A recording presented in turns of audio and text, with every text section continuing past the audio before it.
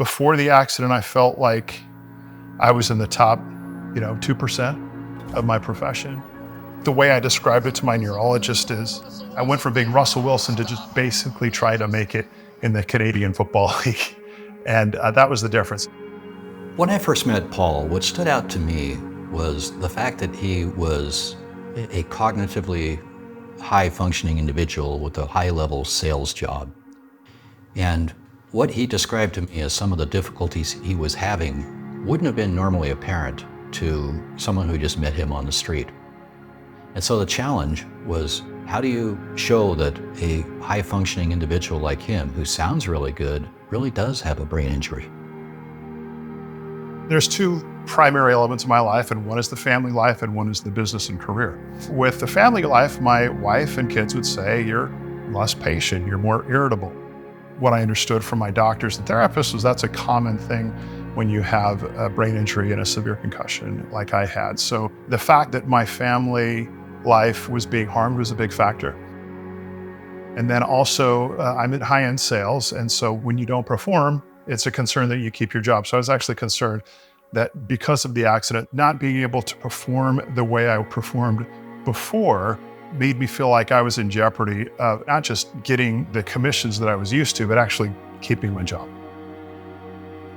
Paul was no different than many of our clients. In order to show that he had indeed suffered a brain injury, we got the necessary imaging to prove that the damage was there. Secondly, we got all of his information from his employer showing that he in fact ended up having difficulties at work because of the brain injury, and it cost him dearly. Cognitively I'm doing better, but I still find myself searching for words.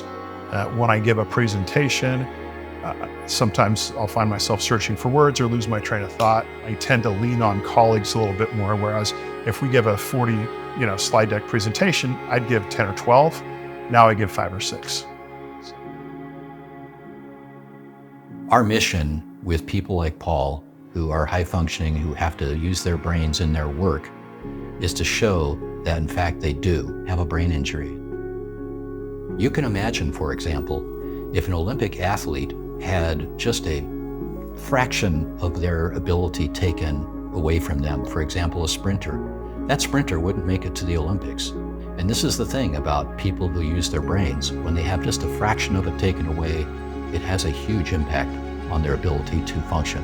And this is what our mission is to document that, prove it, to show that there has in fact been a diminishment in their cognitive abilities, so that there's no question that the brain injury has affected them dramatically. I felt immediately comfortable with Scott. He asked the right questions. We felt comfortable, myself and my daughter, who was also in the accident and injured. Once we got into the details and the nitty-gritty and the strategy and the negotiation, it was clear that Scott knew exactly what I needed, what my issues were, what could be accomplished, what would be fair, and how we would get there. From the first meeting to the last meeting, it was enjoyable, feeling confident that we were going to get what we deserved. If you or a loved one has experienced a brain injury, call Brain Injury Law of Seattle now.